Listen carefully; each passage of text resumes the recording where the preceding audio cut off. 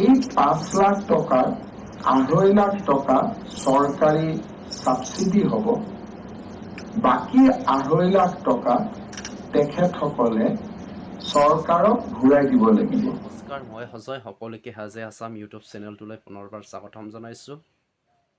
ইতিমধ্যে অসম চৰকাৰে অসমৰ নিবনুৱা সমস্যা সমাধানৰ কাৰণে মুখ্যমন্ত্ৰী আত্মনিৰ্ভৰ অসম অভিযান আঁচনিখন মুকলি কৰা হৈছে আৰু এই আঁচনিৰ অধীনত এটা ৱেব পৰ্টেল খোলা হৈছে বা ৱেবছাইট এটা মুকলি কৰা হৈছে আৰু এই ৱেবছাইটত গৈ আপোনালোকে নিজৰ নাম পঞ্জীকৰণ বা আপোনালোকে নিজৰ নাম ৰেজিষ্ট্ৰেশ্যন কৰিব পৰা হৈছে। কিন্তু আমাৰ আজিৰ সেই ভিডিঅ'টোৰ মূল উদ্দেশ্য হৈছে আপুনি সেই টকাখিনি লাভ কৰাৰ পিছত বা এই আঁচনিৰ অধীনত যদি আপুনি সুবিধা লাভ কৰে বা আপুনি টকাখিনি লাভ কৰে, তেন্তে এই টকাখিনি আপুনি ৰিটাৰ্ণ দিব লাগিবনে বা ঘূৰাই দিব লাগিব নেকি? হয়, আপুনি ঠিকে শুনিছে, আপুনি সেই টকাখিনি ঘূৰাই দিব লাগিব, কিন্তু তাৰ কিছুমান নিয়ম আছে কেনেকৈ ঘূৰাব লাগিব চৰকাৰক। এই সকলোখিনি সেই ভিডিঅ'ত আপোনালোকে জানিব পাব। লগতে আপোনালোকে যদি বৰ্তমান কোনো এখন বেংকত লোন আছে বা আগতে লোন লোৱা আছিলে কিন্তু বেংকক পৰিশোধ কৰা নাই বা ঘূৰাই দিয়া নাই, তেন্তে আপোনালোকে সেই সুবিধা লাভ কৰিবনে? লগতে আপোনালোকে সেই ভিডিঅ'ৰ থ্ৰুৱেদি জানিব পাৰিব যে আপোনাৰ বয়স সীমা কিমান হ'ব লাগিব বা আপোনাৰ প্ৰমাণ পত্ৰ কি লাগিব, লগতে কোনসকল ব্যক্তিয়ে বা আবেদনকাৰীয়ে 2 লাখ বা 5 লাখ লাভ কৰিব, এই সকলোখিনি মই এই ভিডিঅ'ত দেখুৱাম।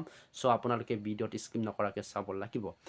প্ৰথমতে মই আপোনালোকক দেখুৱাই ল'ব বিচাৰিছোঁ যে আমাৰ অসমৰ মাননীয় মুখ্যমন্ত্ৰী মহোদয়ে এই আঁচনিৰ মূল বিষয়বস্তুখিনি এটা গোটেইখিনি ডিটেইলছ কৈছে। এই ভিডিঅ' ক্লিপটো মই আপোনালোকক দেখুৱাই ল'ব বিচাৰিছোঁ। মুখ্যমন্ত্ৰীৰ আত্মনিৰ্ভৰশীল অসম অভিযান CM-AAA, যিটো আমি এই আঁচনিটো আজিৰ পৰা আমি আনুষ্ঠানিকভাৱে আৰম্ভ কৰিব খুজিছোঁ।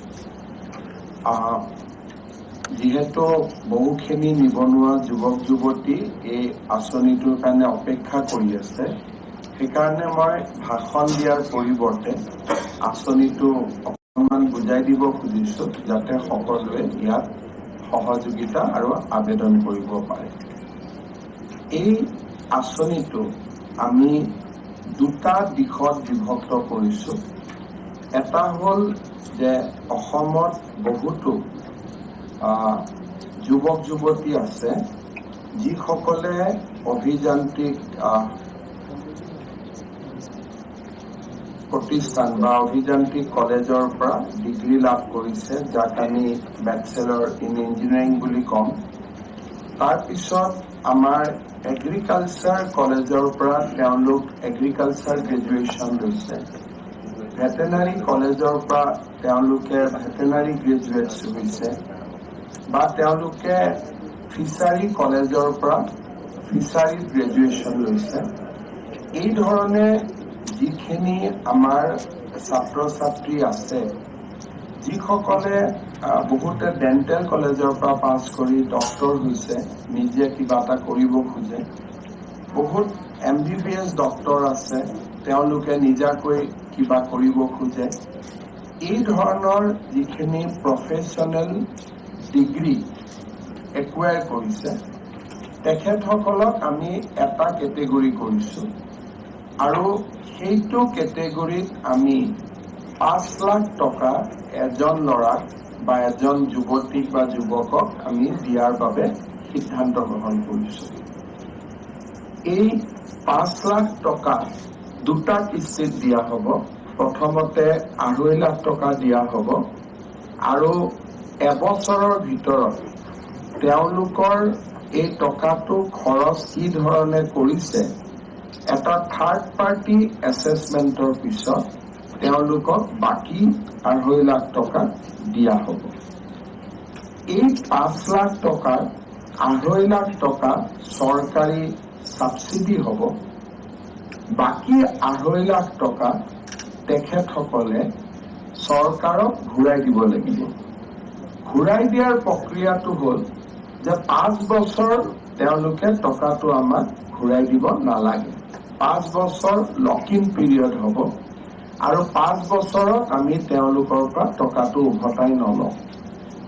5 বছৰ পিছত তেখেতসকলে এটা মান্থলি ইনষ্টলমেণ্টত আমাক টকাখিনি ঘূৰাই দিব। আৰু আমি এটা এনেই ইনফৰ্মেলি এটা আমি হিচাপ কৰি চাইছিলোঁ যে monthly instalment will be 5,000 rupees, কাৰণ আমি ইয়াত সুদ নলওঁ। অৰ্থাৎ সুদবিহীনভাৱে 2.5 লাখ টকা চৰকাৰৰ ছাবচিডি হ'ল আৰু 2.5 লাখ টকা চৰকাৰক ঘূৰাই দিব। তাকো বৰ্তমান নহয়, লোন লোৱাৰ দিনৰ পৰা 5 বছৰ পিছত, আৰু 5 বছৰ পিছত যেতিয়া ঘূৰাই দিব, মাহত 5,000 টকাকৈ ঘূৰাই দিব। আৰু তাত তেওঁলোকে 2.5 লাখ টকা ঘূৰাই দিলে হ'ল, চৰকাৰে কোনো তেখেতসকলৰ পৰা সুদ নলয়। তাৰমানে আমাৰ কাৰণে একেবাৰে ইজি হৈ গ'ল যে 5 লাখ টকা আমি 2টা ইনষ্টলমেণ্টত পাম। প্ৰথম দিনাখনে লোনটো অনুমোদন হোৱা দিনাখনে আমি 2.5 লাখ টকা বেংকৰ একাউণ্টলৈকে পঠাই দিম। 2.5 লাখ টকা থাকিব।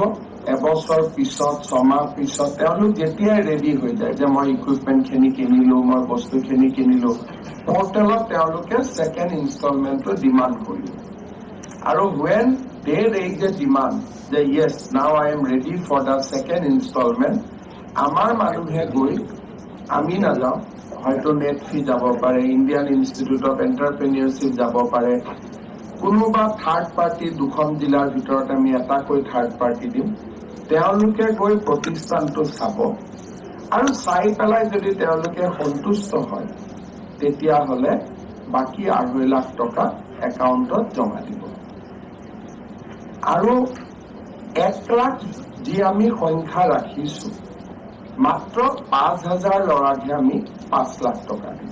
বাকী 95% অৰ্থাৎ টোটেল লোনৰ only 5% will be earmarked for category 1. বাকী 95% will go to the category 2.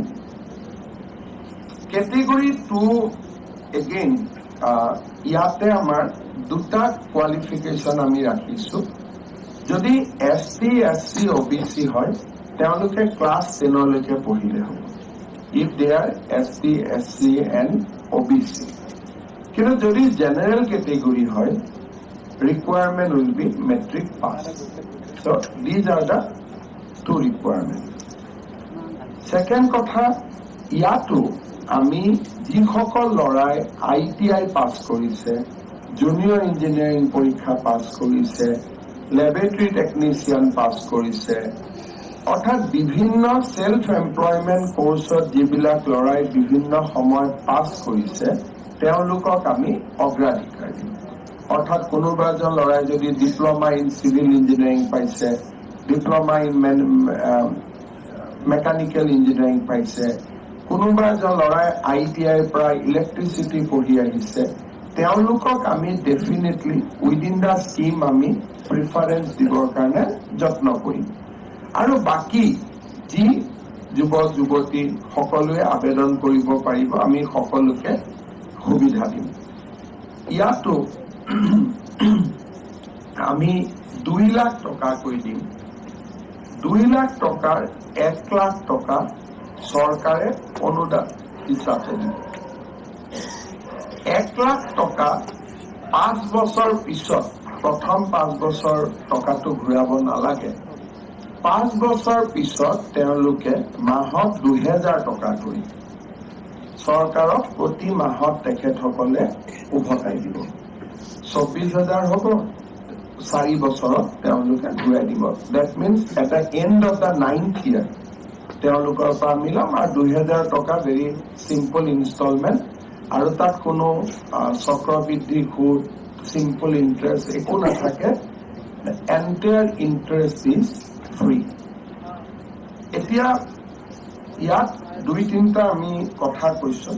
আমি এটা বস্তু জানো যে অসম চৰকাৰে বিভিন্ন পৰ্যায়ত চৰকাৰী চাকৰি বৰ্তমান মুকলি কৰি দি আছে, আৰু এই মাহৰ ভিতৰতে আমি বহুত হাজাৰ আৰু চৰকাৰী চাকৰি আমি মুকলি কৰি দিম।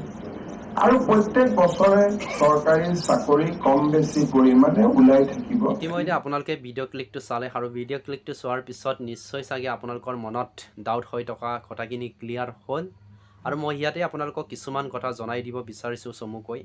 যিসকল পাৰ্টিৰ বেংকত ইতিমধ্যে লোন লোৱা আছে বা ঋণ লৈ থোৱা আছে বা আগতে লোন লৈ ঘূৰাই দিয়া নাই, ছাপ'জ KCC লোন এনে বা পাৰ্চনেল লোন লৈছে কিন্তু ঘূৰাই দিয়া নাই, তেনেকুৱা ব্যক্তি বা সেইসকল পাৰ্টি সেই সুবিধাৰ পৰা বঞ্চিত হ'ব।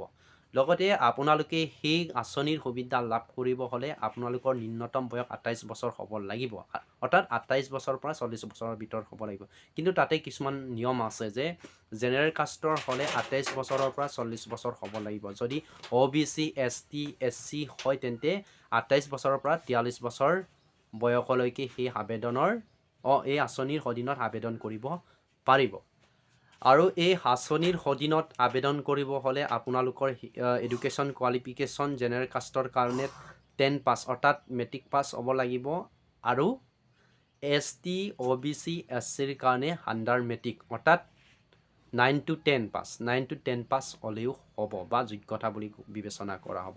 চ' বন্ধুসকল, আজিৰ ভিডিঅ'টো সিমানেই আছিলে। যদি মোৰ চেনেলটোত আপোনালোকে নতুনকৈ চাই আছে তেন্তে ছাবস্ক্ৰাইব কৰিব, আৰু এনেধৰণৰ নতুন নতুন ভিডিঅ'ৰ নটিফিকেশ্যন পাই থাকিবৰ কাৰণে আপোনালোকে বেল আইকনটোকো অন কৰি থৈ দিব। ধন্যবাদ।